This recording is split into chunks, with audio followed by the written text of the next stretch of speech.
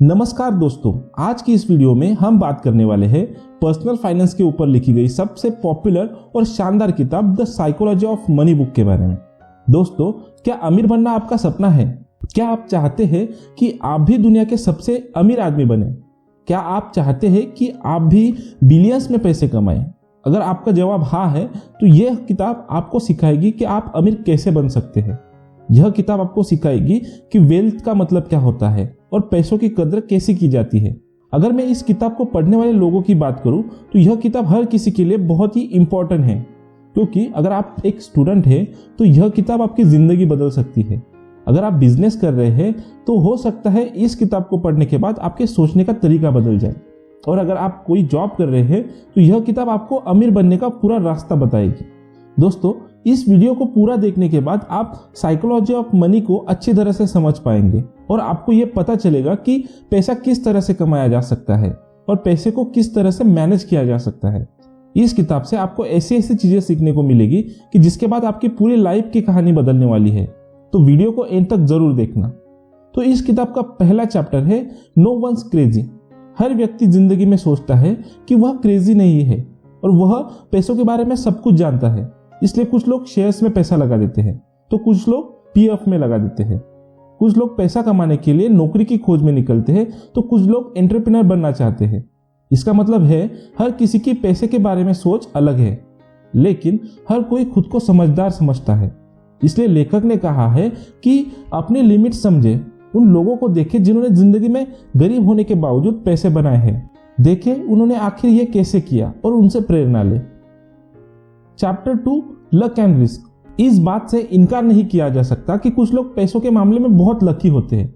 जैसे कुछ लोग पैदा ही अमीरों के घर में होते हैं। अगर आप बिल गेट्स के घर में पैदा होते तो आप अपने आप अमीर होते।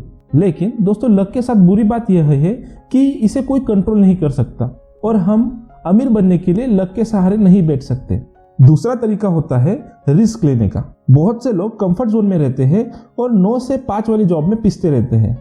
वही कुछ लोग अपना बिजनेस लगाकर अपने बॉस खुद ही बन जाते हैं, लेकिन बहुत से बिजनेस डूब जाते हैं। इसलिए रिस्क वाला रिस्क न लें, बल्कि बहुत सोच विचार करके और प्लानिंग के साथ कैलकुलेटेड रिस्क लें। Chapter 3 never enough. यह बात भी सच है कि पैसा लोगों का दिमाग खराब कर सकता है। बहुत से अमीर लोगों को उनका पैसा कभी भी इनफ नहीं लगता है। महंगी गाड़ियां और बंगले इत्यादि होने के बाद भी उनको ऐसा लगता है कि उनका एक आइसलैंड भी हो। अपने लालच में वे ऐसे काम कर जाते हैं कि पूरी तरह से बदनाम ही हो जाते हैं। फिर इतना लालच किस काम का? माल्या का एग्जाम्पल तो आपने देखा ही है। इसलिए आदमी को एक गोल बनाना चाहिए कि लाइफ में मैं इतना पैसा कमाऊंगा, मोरल प्रिंसिपल के साथ रहूंगा और चैरिटी भी करूंगा। इस तरह से उसका पैसा अपने आप ही बढ़ता चला जाएगा, क्योंकि उनकी गुडविल से पैसा और बढ़ जाता है। Chapter 4 compounding compounding. सबको कंपाउंडिंग के बारे में पता होना चाहिए। ज्यादातर इन्वेस्टमेंट में सिंपल इंटरेस्ट ही मिलता है। वॉरेन बफेट इसी सिद्धांत से इतने अमीर बने थे, लेकिन उनकी संपत्ति 5-10 नहीं पूरे 75 साल में इतनी हुई है। वे उसे बार बार इन्वेस्ट कर देते थे और ऐसे शेयर चुनते थे जो कई मुनाफा देते हो। इसके अलावा उन्होंने कंपाउंड इंटरेस्ट वाली इन्वेस्टमेंट में ही अपना पैसा लगाया था। Chapter 5 getting wealthy versus staying wealthy. बहुत से लोग बहुत सा पैसा कमाने के बाद उसे खो भी देते हैं। ऐसा बहुत से खिलाड़ियों और एक्टर्स के साथ हुआ है, क्योंकि उन्हें इन्वेस्टमेंट की समझ ही नहीं होती। न तो उन्होंने एफडी करवाई, न पीपीएफ में लगाया, न ही रियल एस्टेट में इन्वेस्ट किया, बल्कि अंधाधुंध खर्च करते गए। उन्हें लगा उनका पैसा कभी खत्म ही नहीं होगा। इसीलिए पैसे की समझ विकसित करना बहुत जरूरी है। Chapter 6 tells you win. अगर एक बार सिक्का उछालो तो जरूरी नहीं है कि आप जीत जाओगे, लेकिन उसे अगर बार बार उछालोगे तो पॉसिबिलिटी है कि आप सफल हो जाओगे। इसी तरह किसी भी काम को बार बार करते रहो। पहली बार में ही सफलता नहीं मिलती। अगर बिजनेस पहली बार फेल हो गया हो तो फिर से ट्राई करो और तब तक ट्राई करते रहो जब तक सफल न हो जाओ। Chapter 7 freedom. असली पैसा वो होता है जो आपको टाइम से आज़ादी दे। कुछ लोग पैसा तो कमाते हैं लेकिन दिन भर खपते रहते हैं। उनके पास एंजॉय करने का टाइम ही नहीं बचता। ऐसा पैसा किसी भी काम का नहीं है। Chapter 8 man in the car paradox. यह अजीब बात है, जब भी हम किसी महंगी गाड़ी को देखते हैं तो हम यही कहते हैं, वाह कितनी कूल गाड़ी है। हम कभी भी उसके मालिक की तारीफ नहीं करते और यह नहीं कहते कि वाह कितना कूल व्यक्ति है। ऐसा ही हमारे साथ होगा। अगर हम भी ऐसी महंगी गाड़ी खरीद लेंगे तो लोग सिर्फ गाड़ी की तारीफ करेंगे, हमारी नहीं। हमसे वे केवल ईर्ष्या करेंगे। इसीलिए मटेरियलिस्टिक चीजों के पीछे इतना न भागे। अगर ज्यादा पैसा है तो उससे नए एक्सपीरियंसेस हासिल करें, किसी की हेल्प करें, कहीं घूमने जाएं, जिनसे आपको लाइफ टाइम के लिए एक अच्छी मेमोरीज बन जाएंगी। और यही असली खुशी का राज है। Chapter 9, wealth is what you don't see.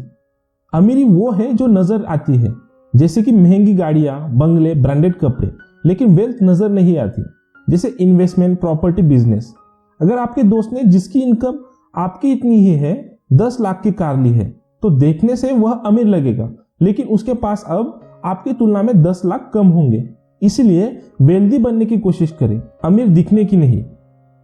Chapter 10, save money. बचत करने के मामले में 3 तरह के लोग पाए जाते हैं।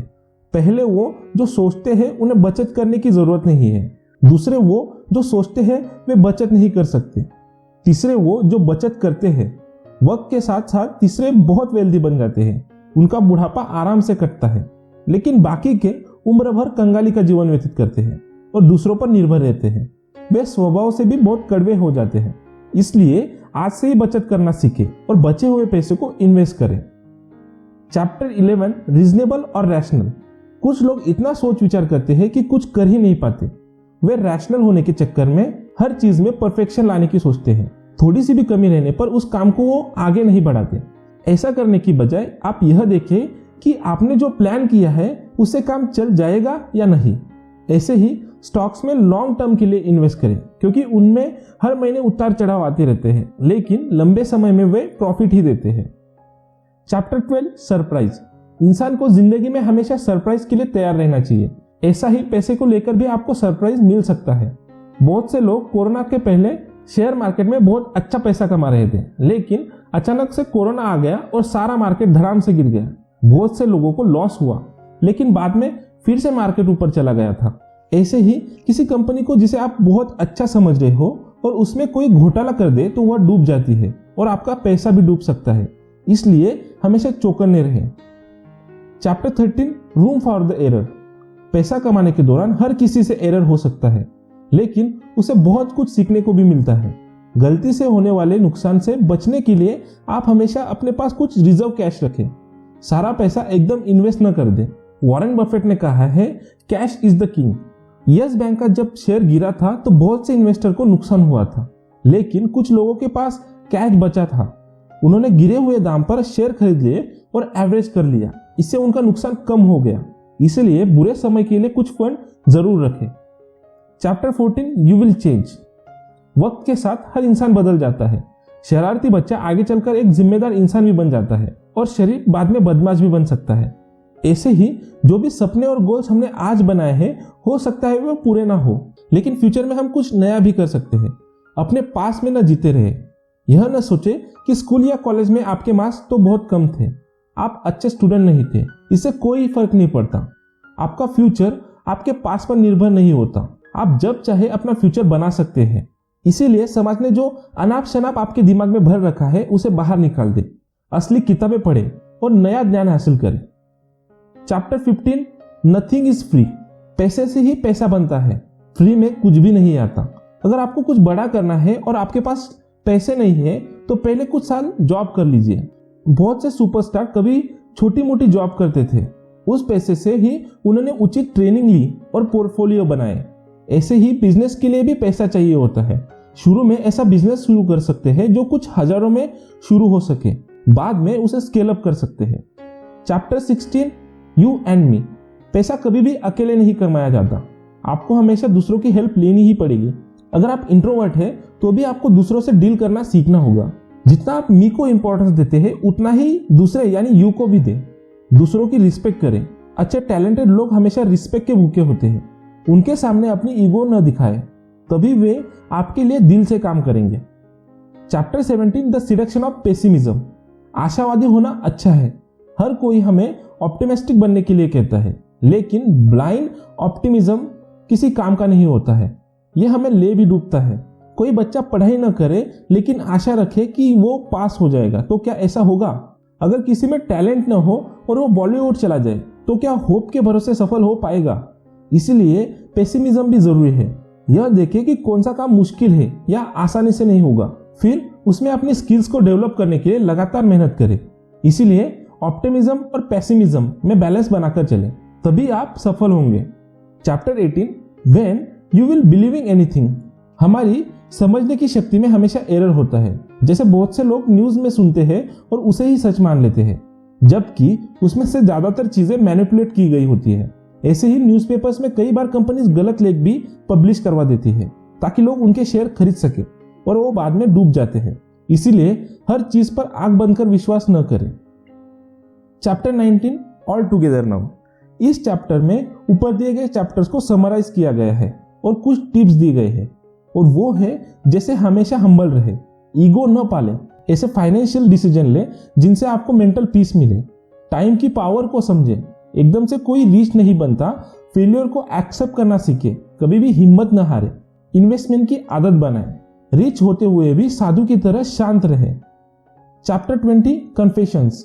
इस चैप्टर में ऑथर ने यंग लोगों के लिए कुछ सुझाव दिए हैं, जैसे कि पूरी सैलरी मौज मस्ती में न उड़ा दे, हमेशा अपने खर्चे कम रखे, लो कॉस्ट चीजों में खुशी ढूंढे, जैसे कि एक्सरसाइज, रीडिंग, लर्निंग, हॉबीज।